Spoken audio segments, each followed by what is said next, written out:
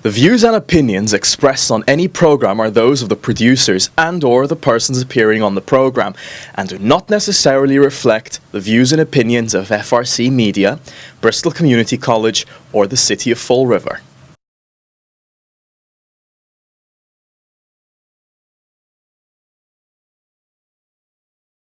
This is the really the keynote for the African American History Month, and we couldn't do better than having Dr. Emily Blank come. But I want to introduce Dr. Henry, who will introduce Dr. Blank.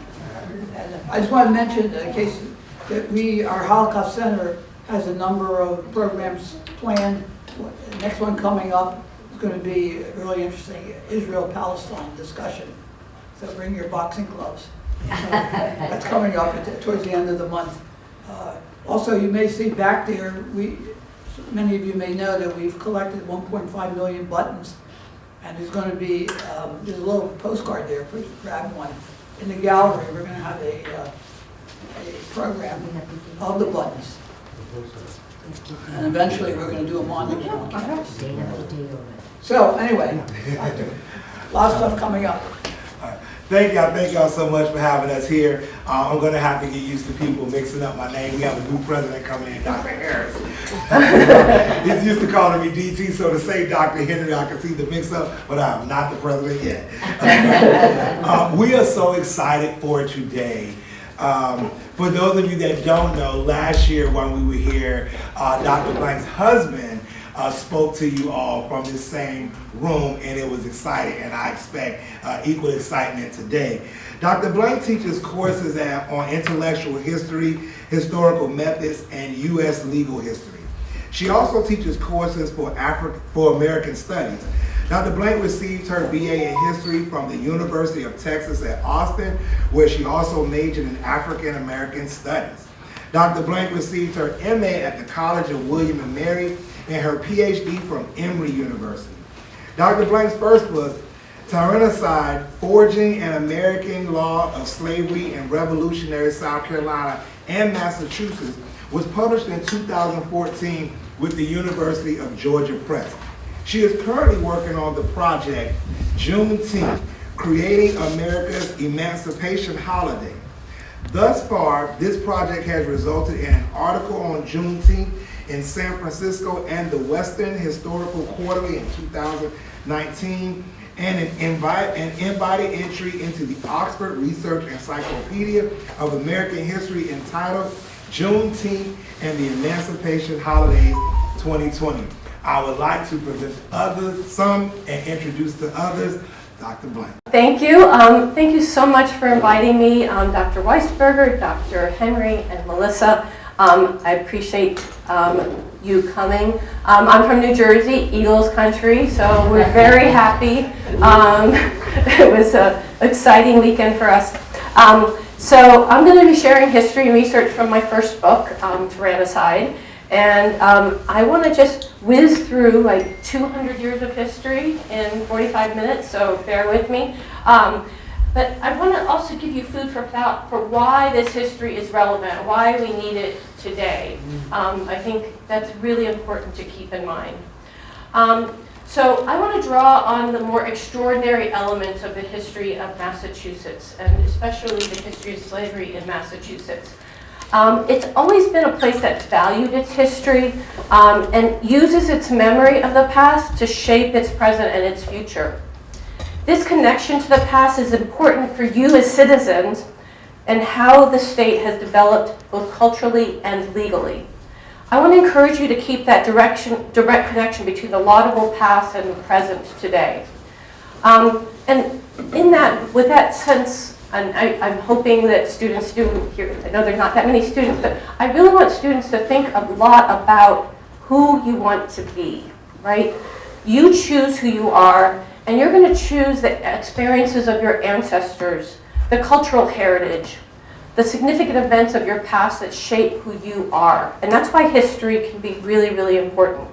How we perceive ourselves and our place in society is shaping who we think we are and how we'll proceed in the world. And history is very important. And I think that the laudable past of Massachusetts, I'm going to talk a little bit about how complicated it is, and it's not perfect, but the laudable past gives us people who live in Massachusetts an opportunity to really do something better. And really, like the two things that we really, one of the main things we look at when we think about the history, oh my goodness, I can't get this slide to go. Think about the slide about the past in Massachusetts, is especially the history of abolitionism. It was the first state to end slavery immediately.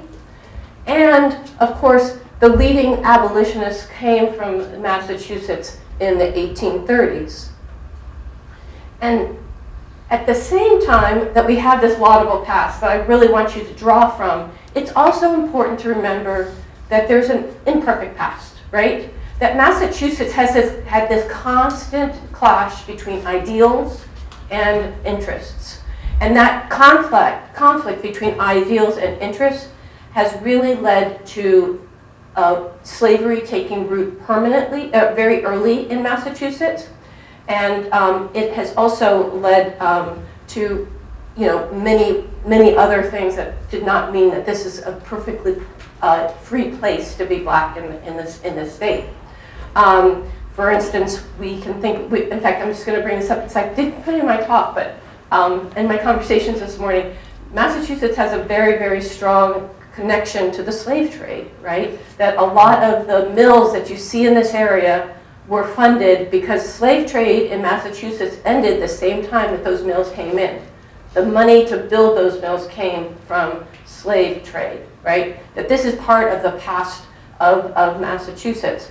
Massachusetts is also gave black Americans, even though they freed black Americans, that founding generation in Massachusetts gave them second-class citizenship. We also, many of us probably remember the awful things that happened around busing in Massachusetts, right? This is not a perfect place. And it's important to have both of those, to remember and hold on to both of those things when we think about our past, because this makes us human, right? This is what makes our history approachable.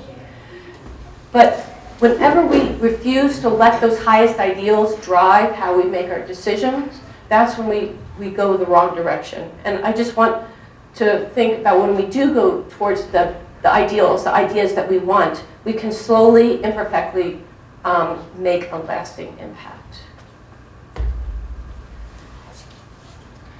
And so I'm going to go all the way back to the beginning. I want to go back to John Winthrop, right? In 1630, maybe he gave the model of Christian charity speech. Historians are in debate. But this speech really has become sort of the origin story of what Massachusetts is about. And you can see the idealism in this quote, right? Not only now, the only way to provide for our posterity is to follow the counsel of Micah, to do justly, to love mercy, to walk humbly with our God. For this end, we must be knit together in this work as one man. We must entertain each other in brotherly affection, for we must consider that we shall be a city upon the hill. The eyes of all people are upon us. This state was founded in this incredible, utopian ideal, right? That there's going to be this communal society, they're going to have more mercy, they're going to be judicial.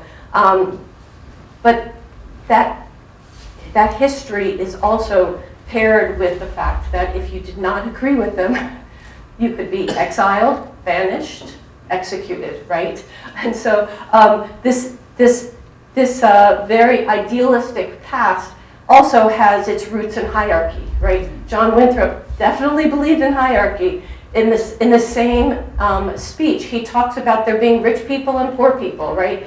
That some people would be in servitude and other people would be rulers, right? That both things exist at the same time. And as I said earlier, those who refuse to be strict Puritans, you're out, right? So this really venerable past gives us inspiration, but it also reminds us that we're all imperfect and products of what we are trying to accomplish. And perhaps nothing reminds us more of that than our relationship with Native Americans and the early Puritans, right? slavery in Massachusetts did not begin with Africans. It began with Native Americans. As Massachusetts was warring with the Narragansetts and the Pequots, not only were they like pushing them out, murdering them pretty ruthlessly. This is an ambush of people sleeping in this image of Pequot War. But they enslaved them, and they enslaved them not only to work here in Massachusetts, but more than that, they enslaved them so that they could trade them to Barbados and to Bermuda, to exile for good those people who they found threatening. And it's not an accident that this is how African slavery comes to Massachusetts. In 1638, Winthrop trades 35 Indian slaves for Africans on the ship Desire in 1638. And that wasn't the end of it. In King Philip's War, in the end of the 17th century, they tried, when war was not going well and they were trying to bring peace, they thought that if they enslaved them, they could use that as a way to sort of bring peace. And so they sent Quate to be a spy in the Wampanoag and asked to find out if he could sort of broker peace with the Wampanoag. And what he found is that when he went there, he found that they knew what enslavement was, and it was not what they wanted. They were not willing to trade peace for enslavement. They made clear that, that enslavement was so dangerous that they would align with other native groups that were not always their allies in the past in order to fight against becoming slaves to the British. And so I'm going to now shift to African slavery.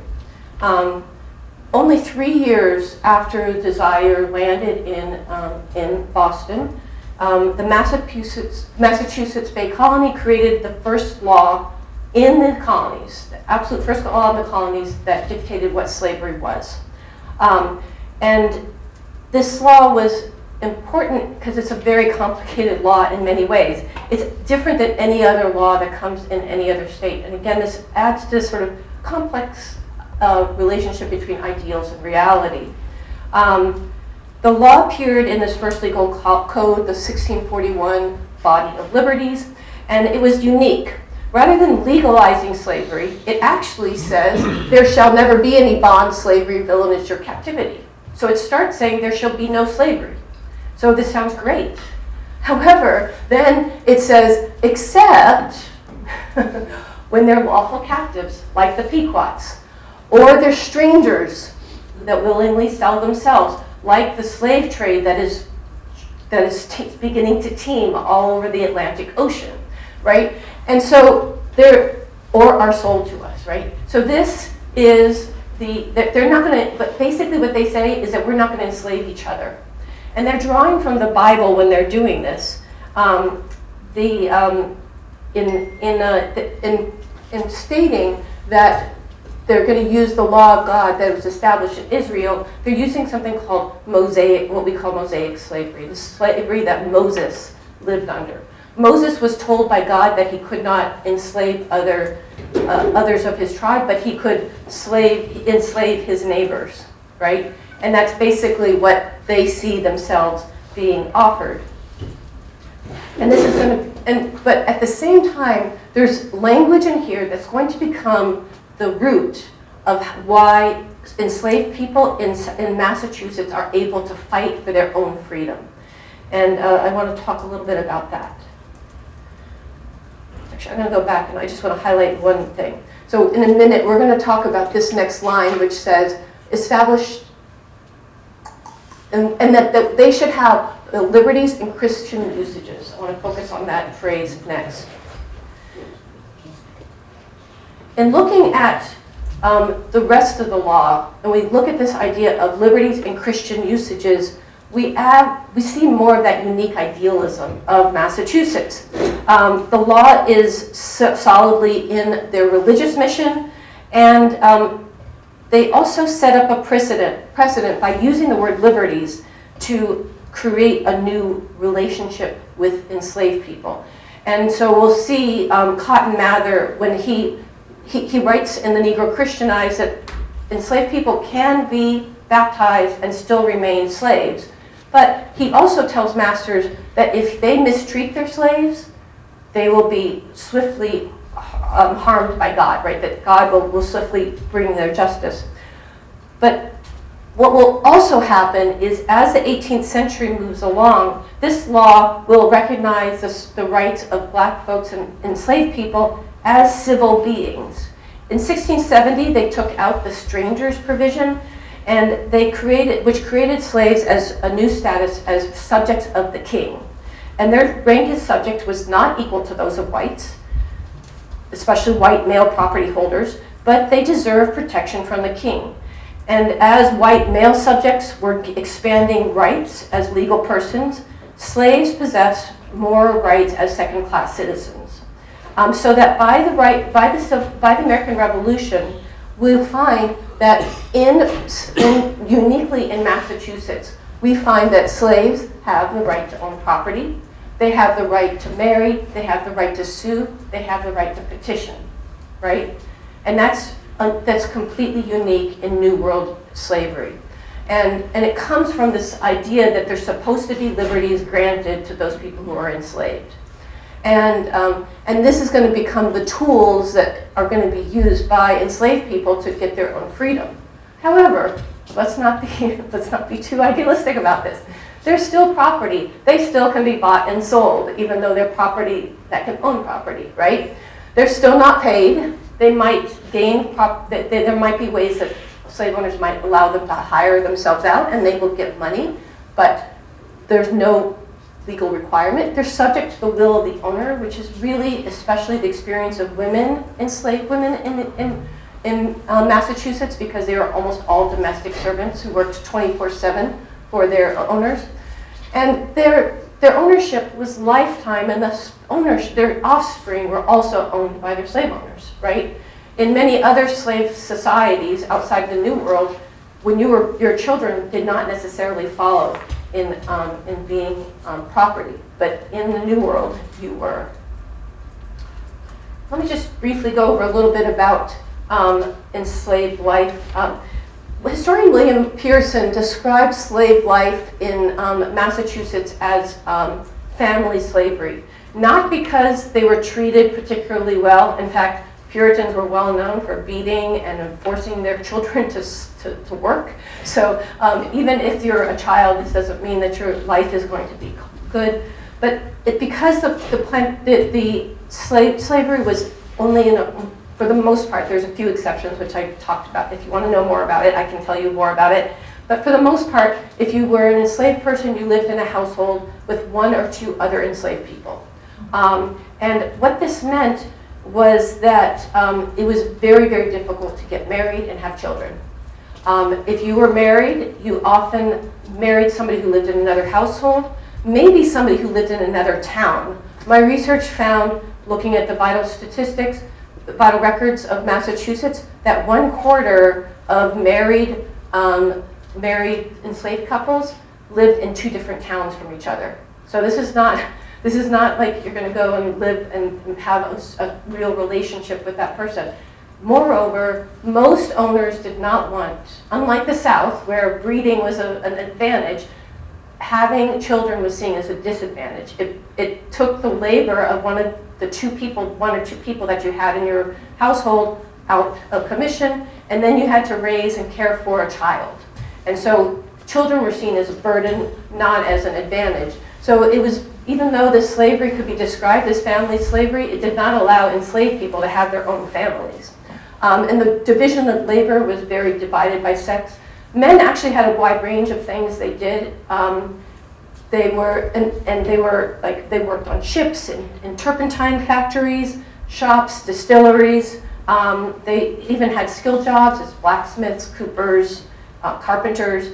And even if they were domestic servants, they probably did not live with their wife. Female slaves almost exclusively worked as household servants. And as such, they were always subject to the will of their slave owners and rarely got time to themselves. amidst that, that experience, despite how oppressive it was, the law offered an opportunity for freedom. And that was through freedom suits. Freedom suits are cases where an enslaved person sues their owner to become free, right? And the first freedom suit happens in 1701, so very, very early. This is Adam. His case actually was very celebrated. There's actually a flurry of pamphlet material that comes out of it. One of the very first published anti-slavery documents in the entire history of the world is out of this Adam case. However, Adam was an anomaly. He's a freedom suit in 1701. There's only one other case until 1760. So this is not something that is happening very often. But between 1763 and 1783, there's an explosion of freedom suits. 24 cases come before the courts. And they're very interesting because they tell us a lot about this complex history. The white judges, plaintiffs, and lawyers and judges reflect the sense that slavery is something that is tied to natural freedom, that the idea of natural rights are tied to slavery. And that is that if you are a free person, you shouldn't be enslaved, that your natural state is not to be enslaved. But for the most part, what these cases do is they affirm slavery as being legal. They rarely say that slavery is not legal. Almost all of these enslaved people are actually suing because they're illegally enslaved. Perhaps they paid their owner for freedom. Perhaps there was a will that said that they were going to be free, right? And they're saying, I'm illegally enslaved. Well, the implication when a lawyer or an enslaved person says that is that there is legal slavery, right? So it's kind of a double-edged sword, two sides of the same coin. If I'm illegally enslaved, there are people who are legally enslaved, and that's part of the status. However, despite the fact that this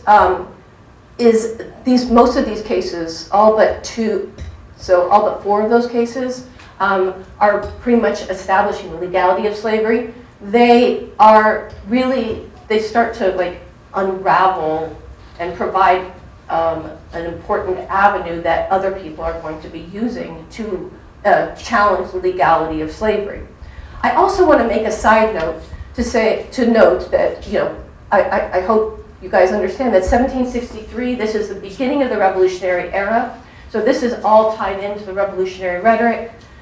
However, these cases, almost entirely, the people who are taking these cases for the benefit of African Americans, the people who are making connections between slavery and natural rights, are almost all loyalists.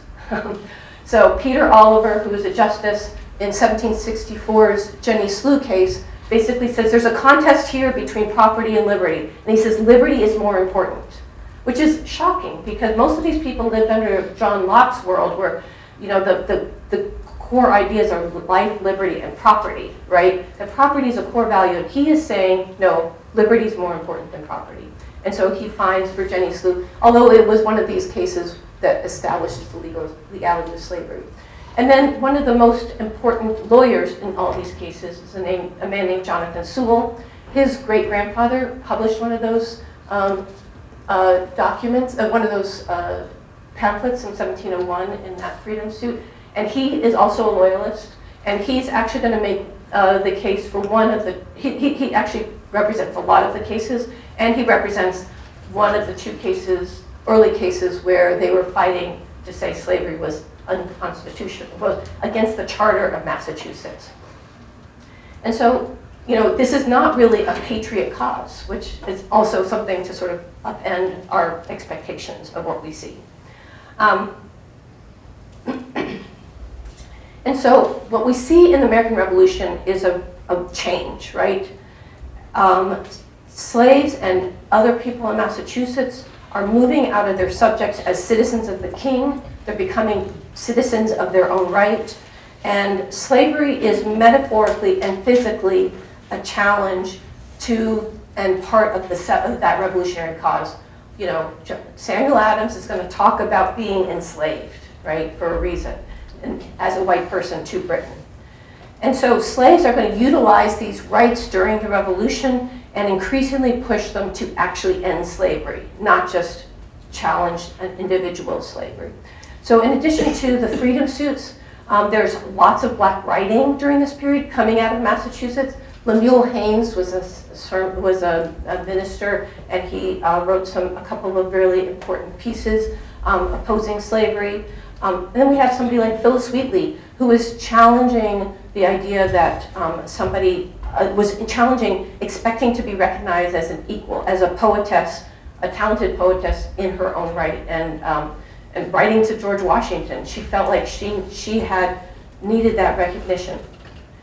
But no set of documents shows this more than the Revolutionary Era petitions. There were 5 petitions that all of them came out of Boston that went to the General Court, which was basically the state legislature, calling for slavery to end. They all used the same kind of language that we've seen the entire history of Massachusetts. They talk about being Christian. They talk about rights. They talk about family, right? These are the things that they think that they deserve because they are in the state of Massachusetts.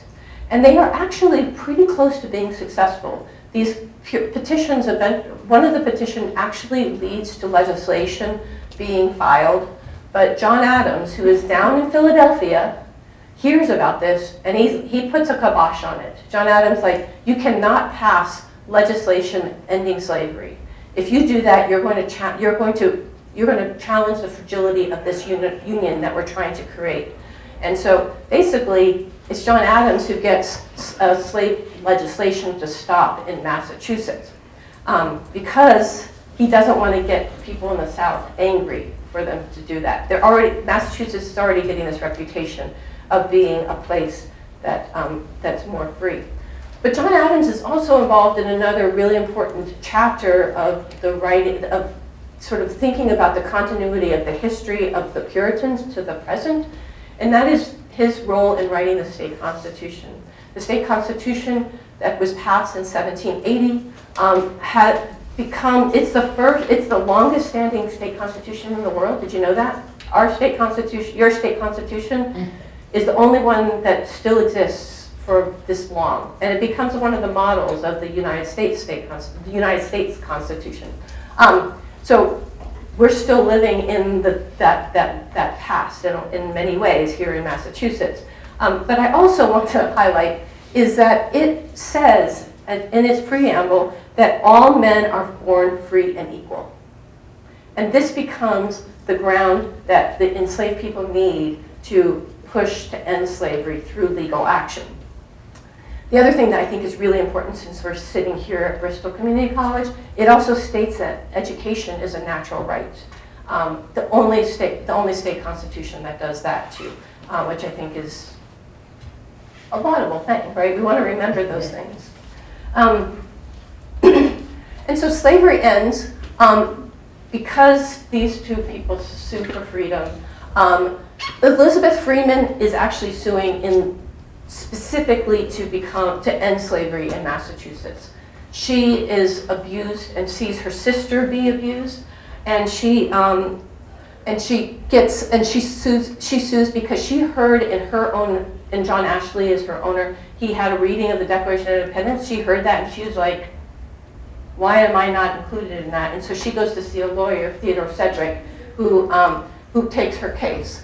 While her case is going through the courts, there's another case that's already been going on, Quock Walker's case in 1781. Now, Quock Walker is actually suing on being enslaved illegally.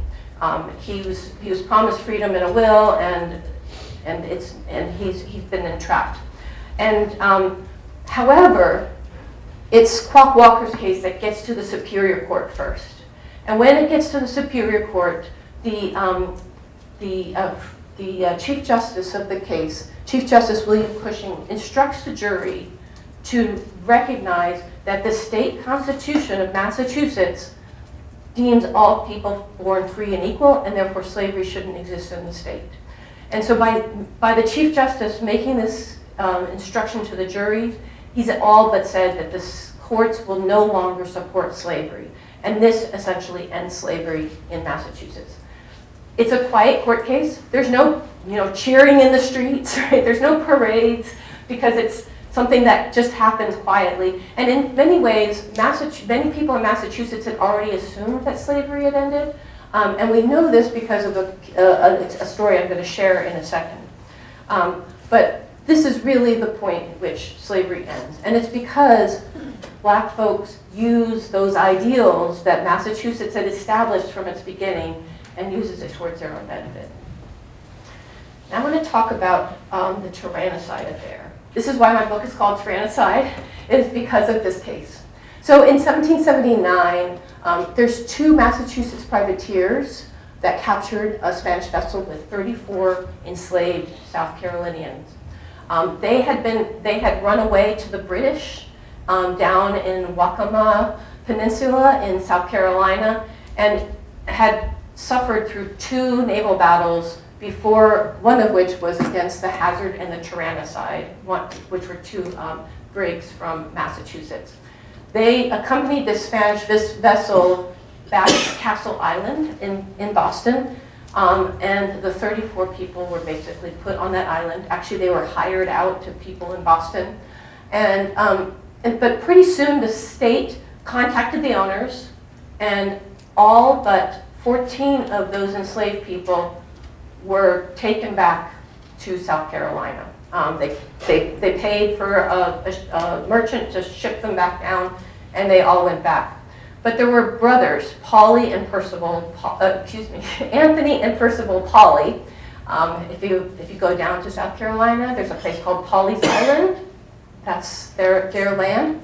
The Pauleys had 14 of these enslaved people, and rather than ship them back, they put them under a lawyer named John Winthrop, so a little full circle here.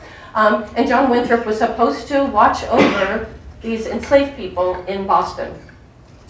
And frankly, he didn't. It takes 4 years for the Pauleys to send their son-in-law, who's a lawyer, up here with a ship. So his name is Hasford. Hasford comes up with a ship ready to take these 14 people back down to South Carolina. And Winthrop has not really kept track of them. He's able to recover 8 of them. And Hasford demands to the local magistrate to put them in prison, or in the jail, right? And the jailer's like, they haven't done anything wrong. Why would we put them in jail? And so Hasford then appeals it, and it goes to the Superior Court. And so let me get to the next one. And so what happens is the Superior Court looks at the case. They have a full hearing, and only it's like 4 days later. So this happens very, very fast. And the court decided that they could not hold these 14 people, or these 8 people, and released all of them from the jail. However, and this decision infuriated Hasford. He basically flies back down to South Carolina, goes to the governor, tattles on him, and says, "Look what they're doing in Massachusetts." The governor of Massachusetts, or the governor of South Carolina, Ben Gerard, writes to John Hancock, who is the governor of Massachusetts, very, very angry. John Hancock hands it over to William Cushing, our Chief Justice. This is all happening in the same year that slavery ends in Massachusetts, 1783. And Cushing writes an explanation of the case. And in the explanation, again, we're getting back to this complex past. Cushing does not challenge the right of the South Carolinians to own those enslaved people. He says, you have a right to come and pick them up. If a man has a right to the service of another who deserves his service, undoubtedly he has a right to take him and carry him home to his service again, which has always been the case of here without any action from the magistrate. Basically, come get your slaves, we're not going to put them in our jails. That's basically what so he is not challenging slavery anywhere but in the state of Massachusetts. And he's not even challenging in many ways for somebody to bring enslaved people to Massachusetts, which is what Pennsylvania will do in their Emancipation Act.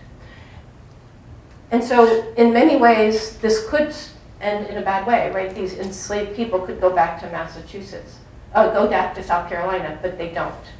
Hassford assumes that it still means that they've become freed, and we know for a fact that they did become free because, and this is actually remarkable, I found 3 of them in the census in 1790, which it doesn't sound like that should be remarkable, but 3 heads of households were named of this poly group. And it's remarkable because almost all of the people in the 761 Bostonian blacks are basically labeled as servants or labeled as Negro or mulatto. Their names are rarely put in there, but 3 of them actually have their name in there. So we know that they still ended up becoming free, practically, even if legally the polys could have come and returned them. And the reason I'm bringing this case up is not only because it shows sort of how fluid the law is, but it also becomes this big point of intrigue between the states, right? We know that South Carolina and Massachusetts are going to become primary combatants in the Civil War. And here, this tension is already existing. And I have a chapter in my book where I talk about how this probably is the foundation for the Fugitive Slave Clause of the Constitution. Because here we have enslaved people getting to a free state, and what happens? South Carolina gets shafted, right? And so they want to make sure that this is in the Constitution. And I argue that this case had a big impact on that. So now if we look at post-war life for blacks in Massachusetts, it's not great, right? Even though they've now been freed, they're still treated as second-class citizens. Suffrage is not offered. Paul Cuff, whose portrait is here, his silhouette is portraited here, petitioned twice for the state to recognize suffrage for blacks. And it's possible, it's likely, if not possible, if not likely, that a few towns actually did let individual black people vote, but it was not legally stated that they could vote. In fact, Paul Cuffey becomes so frustrated being in Massachusetts that he goes and founds Liberia. So he's an important figure in other ways. If you were an out-of-state in the 1780s, if you were found in the city from out of state, you were expelled from the state. They made these rosters, the newspapers full of rosters of names of people who don't belong in the state legally. So they did not want black folks coming and becoming refugees in Massachusetts. And then, of course, the poor laws are very strong in Massachusetts, and they are constantly expelling blacks. And the poor laws become really important because when slavery ends in Massachusetts, it really undermines the employment potential for blacks in the state, because Massachusetts citizens are racist, right? And they're going to hire poor whites over poor blacks.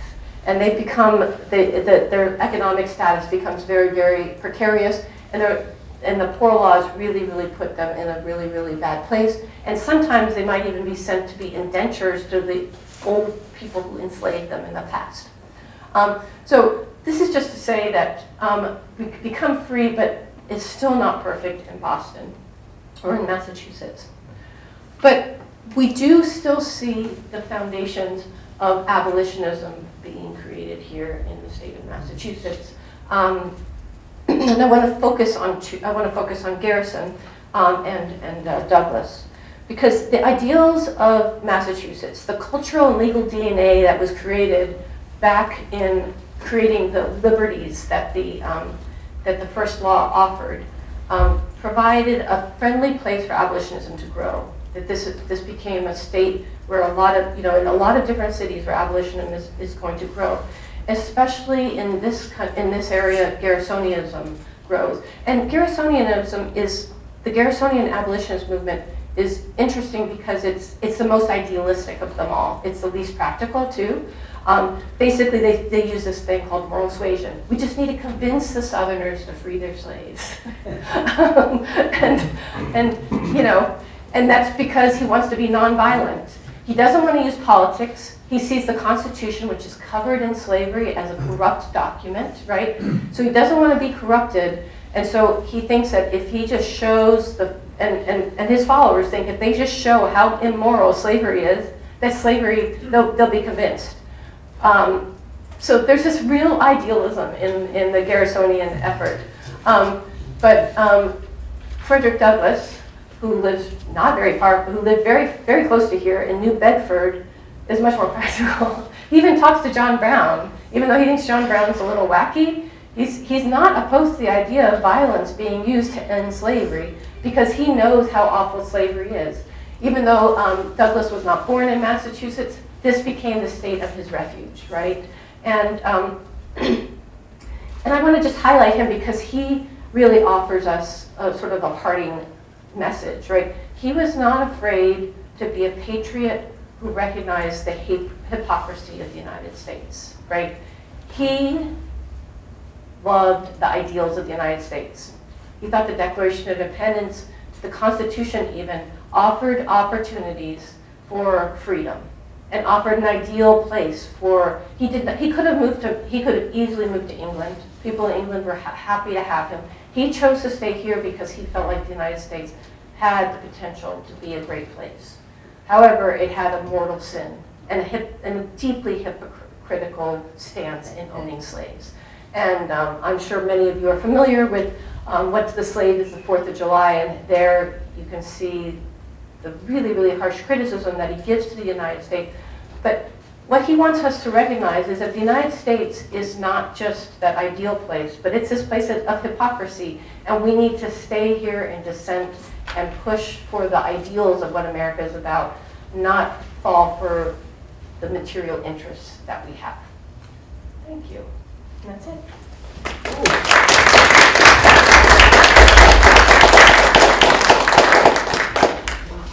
Do you guys have any questions? Yeah. As you were speaking, this was very interesting. I learned a lot. Thank you. I was wondering how Black literacy plays into all of this. Were Black people even educated? If they weren't earning any income, how could they afford to hire a lawyer? How did the process work for all these people? Yeah, so first of all, the enslaved population in Massachusetts was more literate than most other places. And generally in urban communities, urban slavery usually comes with literacy because it was much more convenient for the slave owner to have a literate slave than an illiterate slave because they could do more things for you, right? They could go to the shop and buy things. They could do paperwork. There was just more opportunity. And also because some of these sort of familial ideals, there's a woman that, one of my favorite other figures that I don't talk about here, Lucy Terry Prince, who's from out west. Her slave owner teaches her how to write, the female slave owner and her mistress. And she becomes the first Black poetess in Massachusetts. She writes, in Deerfield, Massachusetts, she writes a depiction of an Indian attack there. So there is a sort of sense that they're going to teach them how to write. So there is a strong basis of literacy. And also, when you don't have work for people to do, you sometimes hire them out. And this happens in the South too. You'll hire an enslaved person out, and usually you'll give a cut of the proceeds to the enslaved person themselves. And this offers them an opportunity to buy their freedom in a lot of cases. And again, this happens all throughout the American slave system. But in Massachusetts, if you're given money and you buy yourself out of freedom, the courts are going to support your freedom. In South Carolina, if you earn money and you buy yourself out of freedom, it's up to the owner whether they follow through on that deal. The courts will not support the enslaved person in that case. So that's generally, so it's still kind of an elite group that gets that opportunity. And as far as the lawyers, most of these lawyers are not doing this for the money. They're doing it as like a pro bono kind of situation. But there is opportunities for them to, especially male slaves, to earn money in order to become free, especially if they have those high level skills and things like that. It's a good question, Nate. Yes? Yeah, first of all, I feel embarrassed, and I want to apologize for the fact there should be a lot more people here listening to this because it's very informative and interesting. I was particularly taken when you were talking about the idea that those in Massachusetts thought they could just tell the people in the South of South Carolina that this isn't a nice thing to do, and therefore it would change. And I can't help but think of how history repeats itself. Yeah. But thank you so much for the information, and I've learned a lot. Thank you so much. Yes. Yeah. So I know that chattel slavery, using like slavery being movable property, originated in the U.S. Mhm. Did it originate in Massachusetts? Did Massachusetts So, have chattel slavery? Actually, chattel slavery is probably more originating in Latin America. Okay, that But makes sense.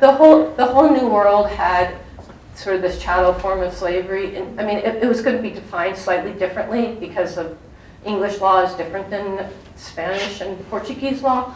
But pretty much New World slavery is already, they're drawing off of an experience that they're already seeing in other parts of the world. So Barbados and Bermuda already have slavery, and they're totally aware of this. And in fact, Puritans might even have, I'm pretty sure Puritans have a settlement in Bermuda. Does that sound familiar to people? I can't remember. It's been a long time since I looked at that history. But so they're drawing off a tradition that's already going on. But it's the first place of the colonies to actually write a law instituting it as being legal in the country. So even though there's enslaved people in Virginia since 1619, they don't actually write a law saying that they're enslaved until 1660s. Until they have to, until there's like some legal reasons that they have to. Massachusetts, because they're such rule followers, plus it comes pretty conveniently on the heels of the Body of Liberties being written, they want to have this in writing immediately, very, very quickly. So 2 years later, after they have black people enslaved in their area, they write laws trying to explain what slavery is and what slavery isn't so that they can't enslave each other, I think. Any other questions? Yeah, Ron. Can you talk more about Douglas, how he ended up in New Bedford, and then what role he played in the abolition movement? 'Cause of course Yeah, I'm trying to remember exactly how he ends up in New Bedford. It's been a couple years since I've read his narrative. You know, he gets freed with help from his wife, and I think I'm not going to remember. I'm going to make things up, I think, if I say something. In any case, what role does with that as a base? Yeah. What role does he play in the abolitionist movement? Yeah, in the abolition movement generally. Yeah, I mean, so like he does come up to Massachusetts, and I can't remember if it's New Bedford that he lands in originally. I'm blanking right now, but he comes here because it's a safe place to be, first of all, not because he wants to end slavery, but he's a very smart. I mean, I just imagine like Douglas being one of these incredibly, not only intelligent but also incredibly charismatic human beings, one of those superhumans. Have you ever met Cory Booker? He kind of glows, and that's the first time I saw charisma. I was like, oh my God, he's like glowing. I don't understand. Anyway, so I kind of imagine him glowing. Anyway, so Douglas is just working. He's just kind of making his way through, and some people notice that he is really smart and really eloquent, and they encourage him to go to a anti-slavery event in Nantucket. And they ask him to tell his story there. And so that's sort of where he gets started. And because he's so good at telling his story, the garrison basically brings him under his wing and makes him, you know, essentially like a little doll that goes around telling his story, how he was enslaved, eventually writes the first narrative, right? And so he becomes a really good example of what slavery was about. However, Douglas is going to break beyond what Garrison wants him to be. And there's a lot of tension between Garrison and Douglas because Douglas wants to do more. Once he gets a taste of what it means and understands what it all means and is able to eloquently talk about it, he pushes for more. First of all, he wants his actual freedom. He does not, he's going around the country telling his story. Well, he's going around the North telling his story, and he's an enslaved person that could be captured and taken back to Maryland any moment.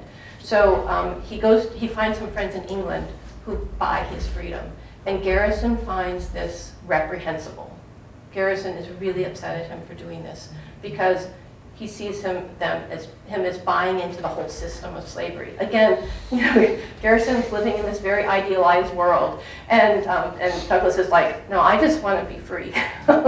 And so Douglas actually goes to England and spends some time in England before coming back as a free person.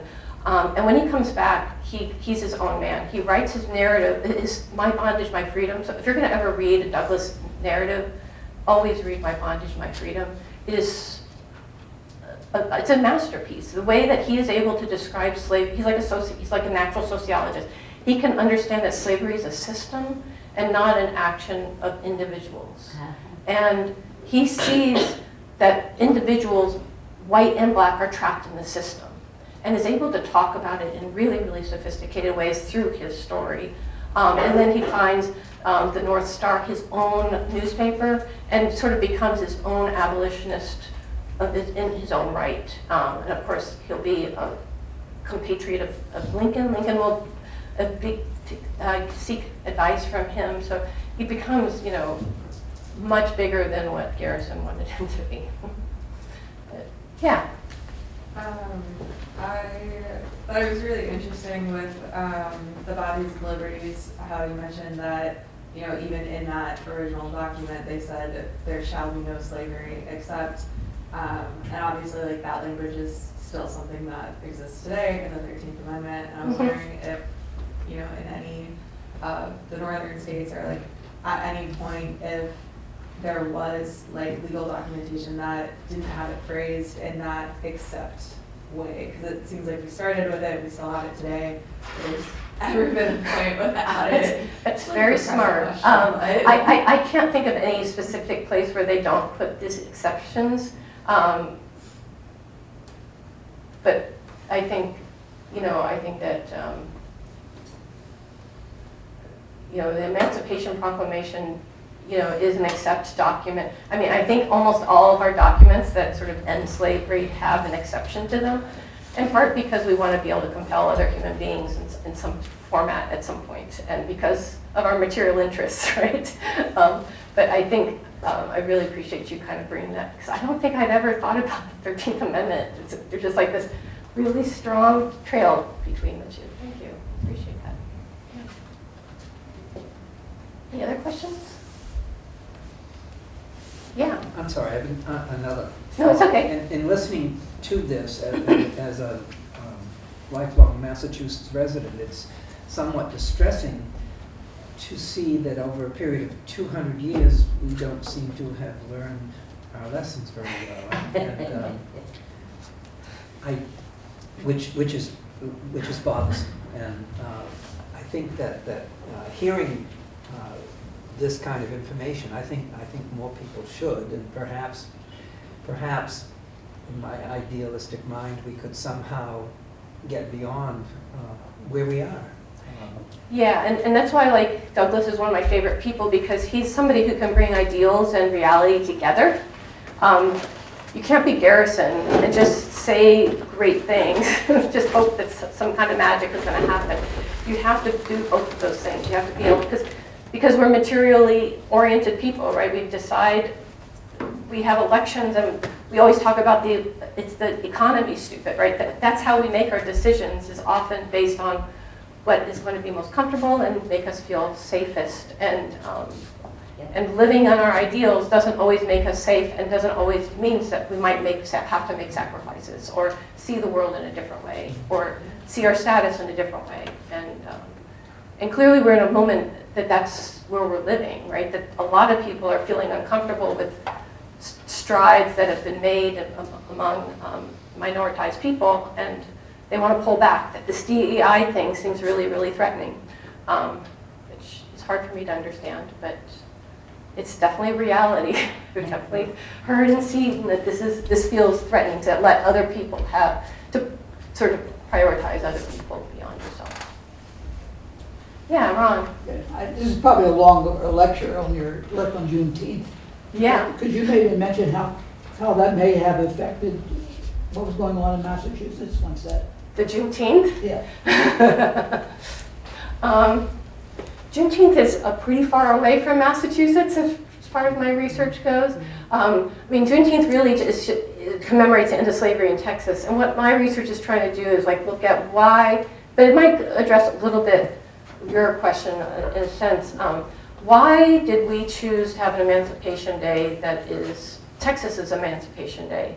And you know, the one big thing that Massachusetts has in the history of Juneteenth is that the flag. So if you've seen the Juneteenth flag, the red and blue with the arc on it, that was designed by Ben Haith, who lived in Boston, and he was a Juneteenth activist here in Boston. But Juneteenth at first was just like an emancipation holiday, and that was a very common thing throughout the United States. In fact, there were emancipation days in Boston beginning in 1834. They celebrated the emancipation of the British slaves because they were so excited some slaves got emancipated. So there's always been this holiday of emancipation. And in the South, they really, after the Civil War, they exploded, including in Texas. Texas's became called Juneteenth. But it also became tied into Texas identity. And because it became tied into Texas identity, when Jim Crow came and folks were celebrating emancipation and looking back and noticing that their lives still were really, really dire, with lynchings and dire poverty and second-class citizenship, that in most places in the United States, after World War I, the United States becomes more nationalized instead of being local, and basically emancipation days disappear everywhere except Texas. And in Texas, they survive. And it's partially because it becomes like part of being a Texan, a black Texan, instead of becoming just an emancipation holiday. And that allows it to kind of last a little bit longer, and people notice it and start celebrating in other parts of the country, including in Boston by the 1970s. That's my connection between Juneteenth and Boston. And yeah, I can come back and talk about Juneteenth for a really long time. Any other questions? Well, thank you so much, guys. Thank you.